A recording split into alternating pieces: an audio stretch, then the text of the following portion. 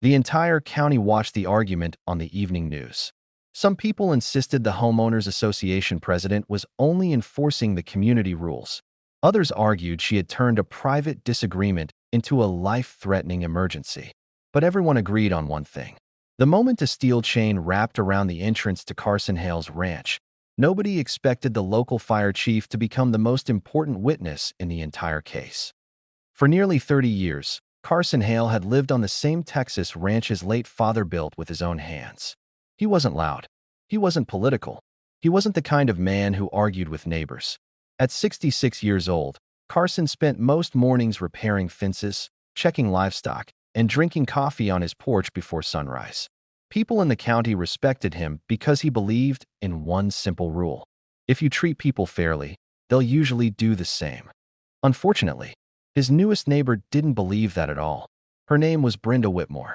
Brenda had recently become president of the nearby HOA after promising residents she would restore order to the community. She loved meetings.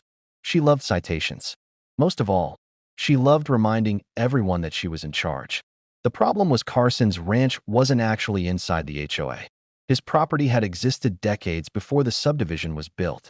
The only connection between them was a gravel access road running beside the neighborhood entrance. That road had always been shared by emergency vehicles, utility crews, ranch deliveries, and Carson's family. Everyone knew it. Even the county records showed it. But Brenda insisted the road made the ranch part of the neighborhood's appearance. She started sending Carson letters. Trim this fence. Move that trailer. Remove the feed equipment. Paint the barn. Replace the old gate. Every letter ended the same way. Failure to comply may result in enforcement action. Carson never responded. Not because he was afraid. Because his attorney had already told him something simple. They have absolutely no authority over your ranch. That should have ended everything. Instead, it only made Brenda angrier. At every HOA meeting, she complained about the eyesore ranch. Residents were divided. Some agreed with her.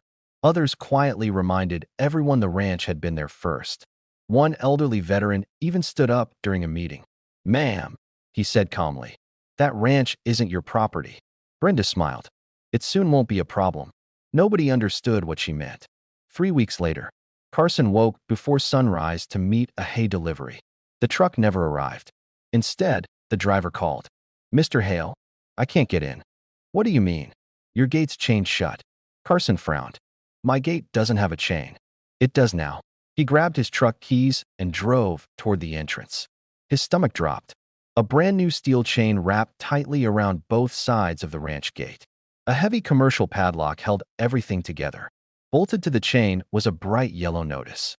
"Access restricted by order of the HOA." Carson stared at it for several seconds. Then he laughed. Not because it was funny, because he honestly couldn't believe someone thought this was legal. He called the sheriff's office. A deputy arrived within 20 minutes. After examining the gate, the deputy shook his head. "Did you install this?" "No." "Do you know who did?" "I have a pretty good guess." The deputy photographed everything before driving toward the HOA office. Less than an hour later, Brenda arrived wearing sunglasses, carrying a clipboard as if she were inspecting construction. She didn't even try to hide her confidence. "Mr. Hale," she said, "your access has been suspended until your property complies with community standards." The deputy looked confused. "Ma'am, this is an HOA property." Brenda crossed her arms. "Our attorney disagrees." "Can I see that opinion?" "It's confidential."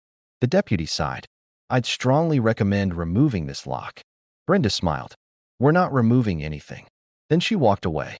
The deputy couldn't cut the chain without first confirming the property's legal status because the situation had suddenly become a civil dispute. Carson's attorney immediately filed an emergency motion. But court hearings don't happen in minutes. Life does. The next morning, another truck couldn't enter. Then the veterinarian. Then Carson's feed supplier. Every delay cost money. Residents driving past the ranch began filming videos. Some uploaded them online. Within hours, comments exploded. "HOAs have too much power. He should have followed the rules. The ranch owner is hiding something. No HOA can block emergency access." The arguments spread across local social media faster than anyone expected. Even county officials started receiving complaints. Then came Friday afternoon. The weather changed without warning. Dry winds rolled across the hills. Temperatures climbed. The county issued a wildfire advisory. Fire crews throughout the area were placed on heightened readiness. Carson checked his water tanks, cleared brush around the barns, and hoped the warning would pass. Across the road, Brenda watched from her SUV. She smiled when she noticed the chain still hanging across the ranch entrance. For the first time all week, she looked completely satisfied. She believed she had finally won. She had no idea that less than an hour later, the loudest siren in the county would race toward that locked gate. And the man stepping out of the first fire engine had personally watched someone place that chain there 2 days earlier. The first fire engine stopped so hard that gravel sprayed across the road. Carson stepped off his porch and watched 3 firefighters jump out before the truck had even settled. Behind them climbed Fire Chief Russell Mercer, a man with nearly 40 years in emergency service. Around the county, people trusted one thing more than his words: his reports. He walked straight toward the locked ranch gate.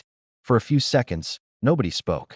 Then he looked at the heavy chain, the commercial padlock, and the yellow HOA notice hanging from it. His face hardened. Who authorized this? Carson answered quietly. The HOA president. Chief Mercer didn't respond. Instead, he turned to one of his captains. Photograph everything. Every angle. The captain immediately pulled out his department camera. At that moment, Brenda's SUV rolled toward the entrance. She stepped out wearing the same confident smile she'd worn all week. Chief, don't worry, she said. This is private HOA enforcement. We've got it under control. Chief Mercer slowly faced her. No, ma'am. We're preventing unauthorized traffic. You've blocked an emergency access route. Brenda folded her arms. This road belongs to our community. The chief looked her directly in the eyes. I know exactly who owns this road. She hesitated. My attorney. I'm not talking about your attorney. His voice became noticeably firmer. I'm talking about county records and what I personally witnessed 2 days ago. The crowd that had gathered along the roadside suddenly fell silent. Brenda blinked. What are you talking about? Chief Mercer pointed toward the chain. I drove past here Wednesday evening after an inspection. You and 2 maintenance contractors were installing that lock. You saw my fire engine. You looked directly at me. And you kept working. Brenda's confidence disappeared. She clearly hadn't expected anyone from the fire department to remember. Chief Mercer continued. Do you remember what happened next? She said nothing. I stopped my engine.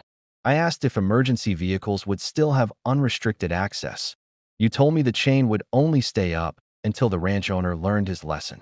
Several neighbors exchanged shocked looks. One man quietly muttered, I remember seeing the fire truck. Another neighbor nodded. So do I. Chief Mercer looked back at Carson. Did anyone provide your family with gate keys? No.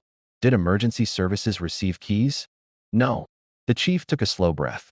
That makes this an immediate public safety issue. He turned toward his firefighters. Cut it. One firefighter grabbed a hydraulic cutter. Brenda rushed forward. You can't damage HOA property. Chief Mercer didn't even look at her. This chain is obstructing emergency access. It comes off. 30 seconds later, the steel cutter closed around the chain. Snap! The heavy links dropped onto the gravel. The ranch gate slowly swung open. The small crowd broke into applause.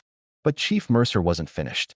He picked up the broken chain, placed it inside an evidence bag, and handed it to a county deputy who had just arrived. This needs to stay with the report. The deputy nodded. I'll also need statements. Then he looked toward Brenda. From everyone. Over the next several days, investigators reviewed security footage from nearby homes. One camera clearly showed Brenda directing contractors while the chain was installed.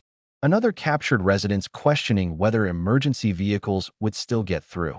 The answer on the recording stunned everyone. Brenda could be heard saying, they'll figure something out. That sentence spread across local news faster than anyone expected. Comment sections exploded. Some viewers insisted the HOA had crossed a dangerous line. Others argued Carson should have cooperated instead of ignoring HOA requests. Talk radio stations debated whether homeowner associations had become too powerful. County commissioners called for a review of emergency access protections. Even residents inside Brenda's own neighborhood began demanding answers. At the next HOA meeting, the room was packed. Homeowners weren't angry about Carson anymore. They were angry about the lawsuits, the negative publicity, and the legal bills their HOA now faced. One elderly homeowner stood up. We elected you to protect property values, not to block fire trucks. Another resident added, what if someone's house had caught fire? Nobody had an answer. Within minutes, a vote of no confidence was introduced. Brenda lost her position before the meeting ended, but her problems were only beginning. The county later cited the HOA for unlawfully obstructing an emergency access route, and Carson's legal team filed a civil lawsuit seeking compensation for lost business, damaged deliveries, and the costs created by the illegal blockade. Months later, Carson was back to his usual routine. The new HOA board formally apologized and signed an agreement recognizing the ranch's permanent access rights. One autumn morning, Chief Mercer stopped by the ranch for coffee. As they stood near the same gate, Carson smiled. I still can't believe all this started over a chain. The chief looked at the open entrance. It wasn't about the chain. It was about what happens when someone mistakes authority for ownership. Carson nodded. Some lessons cost money. Others cost reputations. And sometimes, a single order to cut one illegal padlock open reminds an entire community that no neighborhood rule is ever more important than public safety. Now here's the question. Was Brenda simply enforcing what she believed were HOA rules, or should blocking an emergency access gate have resulted in even harsher legal consequences? Share your opinion in the comments below.